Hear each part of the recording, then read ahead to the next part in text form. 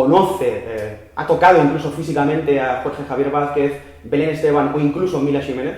No, pero le flipan Sálvame. Ujú. Es un yonki de Sálvame. De hecho, para él Sálvame es el de Wire español. Sálvame. Entonces sí. Bien. Tiene un serio problema de adicción a la cocaína y otros estimulantes, especialmente cocaína. Si nos tenemos que centrar en un estimulante sería cocaína. No, nada de cocaína. Cero coca. Cero coca. De hecho, no sabe dónde la venden. Lo que sí, vino blanco, martini, bebidas gays, licor de crema catalana, cosas así sí que a veces. Vale, no hay cocaína entonces, Nada de cocaína. ¿Es negro?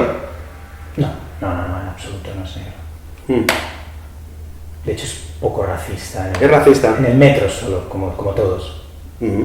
Bueno, dará una masterclass sobre ciencia ficción en Sitges sin tener ni puta idea de ciencia ficción, cobrando y engañando a toda la gente que haya pagado una entrada. Eso sí, eso es lo único de lo que puedes estar seguro de él.